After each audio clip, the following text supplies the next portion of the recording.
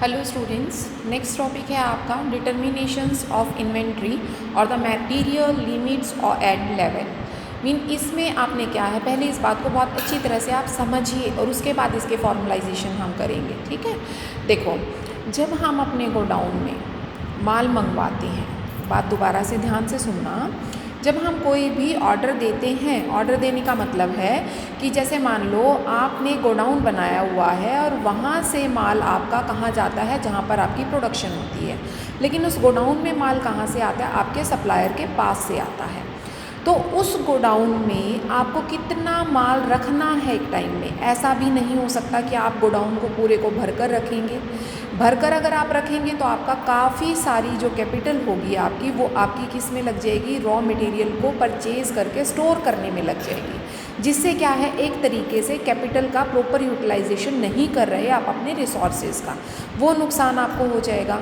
दूसरी तरफ अगर आप अपना माल कम मात्रा में रखते हैं तो मान लो at a time production house से माल की डिमांड आ जाती है कि इतने यूनिट भेज दीजिए और आपके गोडाउन में वो यूनिट है नहीं, तो उस लेवल पर भी आपको दिक्कत आ जाएगी कि आपको बिना बात के जो लेबर है उसको पैसे देने पड़ेंगे, बिना बात के आपका काम जो है वो डिले हो जाएगा, आपके पास रॉ मटेरियल नहीं है तो आप परचेज हाउस पर नहीं दे पाएंगे, जिसकी वजह से काफ़ी आपको नुकसान होगा और जिसकी वजह से गुडविल पर भी फ़र्क पड़ेगा, क्योंकि अगर आपके पास ऑर्डर आया और आप उसको टाइम पर पूरा नहीं कर पाए तो उससे गुडविल भी इफ़ेक्ट होती है।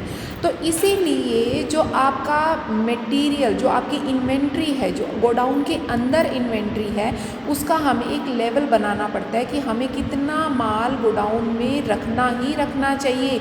वो लेवल क्या है, मैक्सिमम कितना, मैक्सिमम मतलब उससे अगर ऊपर आया तो आपकी कैपिटल वेस्ट होगी, मिनिमम मतलब उससे अगर कम आया तो आपको बिना बात के लेबर को पेमेंट करनी पड़ेगी। डेंजर मतलब मैक्सिमम से ऊपर लेवल, डेंजर मतलब जहाँ पर आपका या तो कैपिटल वेस्ट हो रही है या फिर आपको लेबर को बिना बात के पैसे देने पड़ रहे हैं। ठीक है, और तो वो यही कहता है कि एक प्रॉपर लेवल को डिटरमाइन करने के लिए कौन सा लेवल आपका मैक्सिमम होगा, कौन सा लेवल मिनिमम होगा। ये तो आ गई 2 लेवल की बात। तीसरा लेवल आपका आता है ऑर्डर लेवल।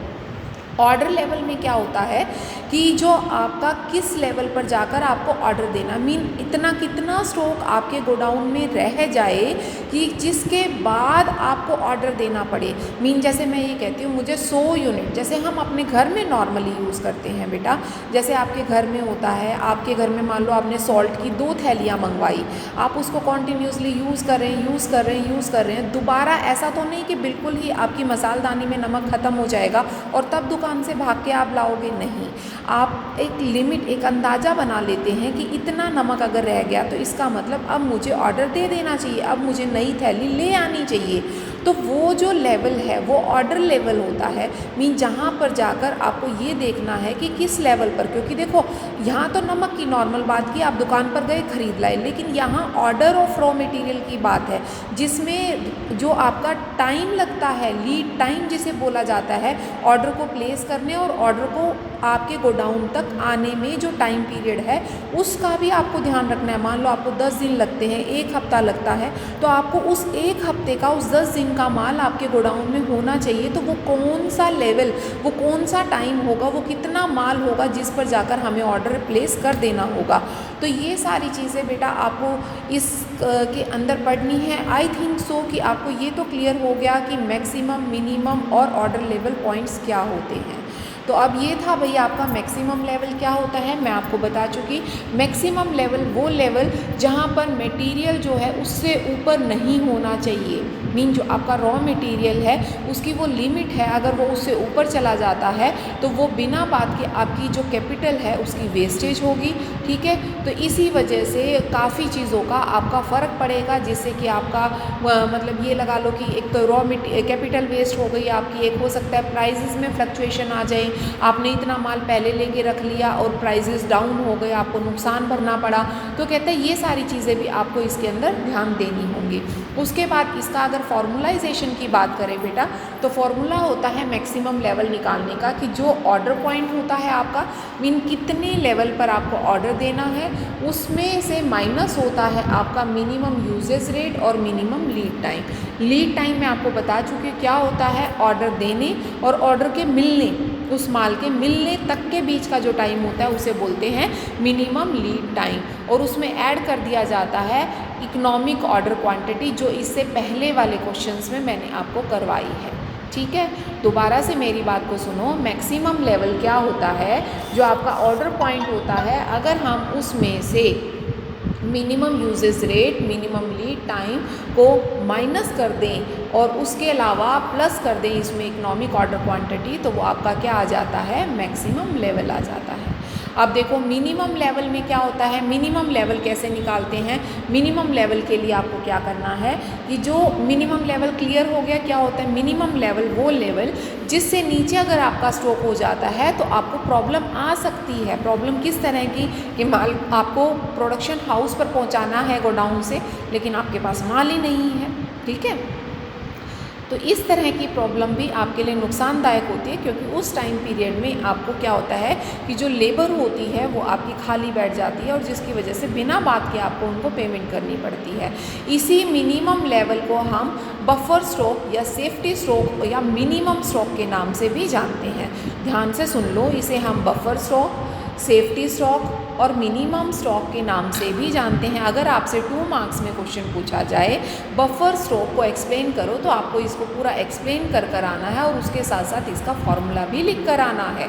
अब देखिए, वो कहता है मिनिमम लेवल का फॉर्मूला क्या होता है। उसी तरीके से जो आपका ऑर्डर पॉइंट होता है, जितने लेवल पर, जितने यूनिट पर आप ऑर्डर देते हैं, उसमें से आपने एवरेज यूजेज रेट और एवरेज लीड टाइम को क्या करना है, माइनस करना है। अब एवरेज कैसे आएगा, वो आपको वहाँ पर दिया होगा कि इतने दिनों में इतना है, तो उसका आप एवरेज उसी के बेसिस पर निकालेंगे। एवरेज मेरे ख्याल से बच्चों बताने की ज़रूरत नहीं है, हर चीज़ में आता है। एवरेज का मतलब होता है जितने नंबर्स होते हैं और जितनी आपकी क्वांटिटी होती है, अगर उसको डिवाइड कर दिया जाए तो वो आपको एवरेज देता है।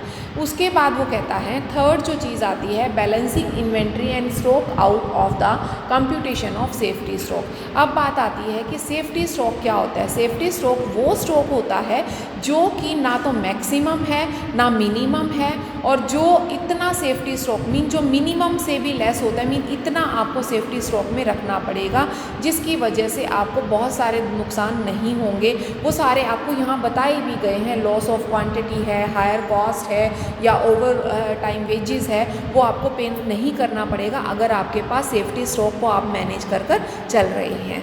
उसके बाद आपका आता है ऑर्डर पॉइंट। ऑर्डर पॉइंट वो पॉइंट जहाँ पर जाकर आपको ऑर्डर प्लेस कर देना चाहिए, और ऑर्डर प्लेस को जब आप करते हैं तो उस टाइम आपको लीड टाइम का बिल्कुल ध्यान रखना चाहिए कि अगर आज मान लो 1 तारीख को आप ऑर्डर दे रहे हो तो 10 तारीख तक आपका ऑर्डर नहीं मिलेगा, आपको 11 को मिलेगा।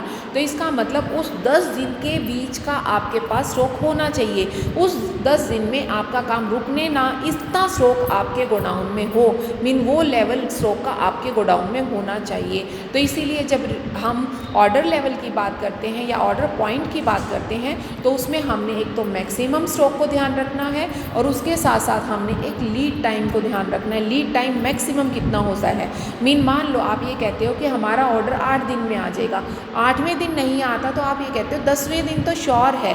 हो सकता है 2 दिन आपका बारिश की वजह से आप लेकर चल रहे हैं, या मान लो रास्ता ख़राब हो गया है, या आप स्लो स्पीड से आ रहे हैं माल आपका, या हो सकता है जो रॉ मटेरियल सप्लायर है वो कहीं से सप्लाई लेता है, वो आपको अवेलेबल 2 दिन और लेट करवाएगा। तो आपको यहाँ पर मैक्सिमम को ध्यान देना है, ना कि किसको, मिनिमम को। तो इसलिए मैक्सिमम रेट ऑफ यूजेस और मैक्सिमम मीन कितना आप यूज़ करते हैं। मैक्सिमम रेट ऑफ यूजेस का मतलब है कि एक दिन में कितने यूनिट आपके प्रोडक्शन हाउस पर जाते हैं, कहाँ से, आपके स्टोर से। ठीक है, वो तो हो गई मैक्सिमम यूजेस कितने, मीन मान लो एक कभी 10 जाते हैं, कभी 15 जाते हैं, कभी 8 जाते हैं, कभी 5 जाते हैं, कभी 25 जाते हैं। तो मैक्सिमम कैसे निकालेंगे, मैक्सिमम निकालेंगे कि 25 से ज़्यादा नहीं जाते, मीन आप 25 को क्या मान के चलोगे, मैक्सिमम यूजेस मान के चलोगे एक दिन के हिसाब से, और इसी के हिसाब से आप मैक्सिमम लीड टाइम से क्या कर दोगे, मल्टीप्लाई कर दोगे, तो आपका क्या आ जाएगा, ऑर्डर पॉइंट आ जाएगा। उसके बाद आपका नेक्स्ट आता है डेंजर लेवल। डेंजर लेवल कौन सा होता है? इन जो आपने पढ़े हैं इनसे अलग आपका डेंजर लेवल होता है। वो लेवल कौन सा है? वो लेवल है जब आप मैक्सिमम स्ट्रोक का ज़्यादा कर लेते हैं और मिनिमम स्ट्रोक का कम हो जाता है, उसे बोलते हैं हम डेंजर लेवल। दोबारा से मेरी बात को सुन लो कि जो मैक्सिमम आपका लेवल होता है, मीन इतना स्ट्रोक आपको गोडाउन में रखना है, अगर आप उस लेवल से ऊपर माल अगर गोडाउन में रखते हो तो वो आपका क्या हो जाता है? डेंजर लेवल हो जाता है। इसी तरीके से आपको ये पता है कि मिनिमम कितना स्ट्रोक रखना है और उस मिनिमम स्ट्रोक से अगर आप कम स्ट्रोक रखते हैं तो वो भी आपका डेंजर लेवल हो जाता है। क्लियर है? आई थिंक सो बेटा सभी को ये क्लियर हो गया होगा। और उस डेंजर लेवल को निकालने का फॉर्मूला जो होता है वो होता है कि एवरेज यूजेज रेट और इमरजेंसी लीड टाइम। मीन मान लो आपका एवरेज यूजेज रेट तो वही हुआ जैसे मैंने अभी बताया था कि कभी 5 की, कभी 8 की, कभी 10 यूनिट की, कभी 25 की। इन सब को ऐड करके इसको 4 से डिवाइड कर दो, वो आपका एवरेज आ जाएगा।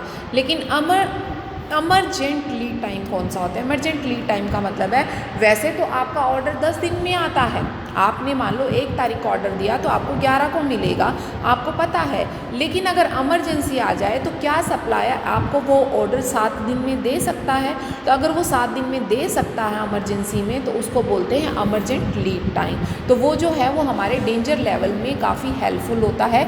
इसीलिए हम डेंजर लेवल निकालते वक्त एवरेज यूजेज रेट को अपने इमरजेंट लीड टाइम से क्या करते हैं? मल्टीप्लाई कर कर चलते हैं। उसके बाद नेक्स्ट बेटा आपका आता है average stock level. Average stock level क्या होता है? अभी पीछे कई बार आई है एवरेज की बात, सभी को पता है एवरेज क्या होता है। तो इसी तरीके से वो क्या कहता है कि जो आपका मिनिमम लेवल होता है और जो आपकी इकोनॉमिक ऑर्डर क्वांटिटी है उसका मीन जो मिनिमम लेवल है अगर उसके अंदर हम half of the economic order quantity add कर दें तो वो क्या बन जाता है? आपका एवरेज स्टॉक बन जाता है। ठीक है, आई थिंक सो कि सभी को ये फॉर्मूले बहुत अच्छी तरह से क्लियर हो गए होंगे, किसी भी बच्चे को कोई प्रॉब्लम नहीं होगी। इससे रिलेटेड मैं आपको इस वाली में एक और आपको एग्जांपल करवा देती हूँ जिससे आपको और ज़्यादा ब्रीफ में क्लियर हो जाएगा।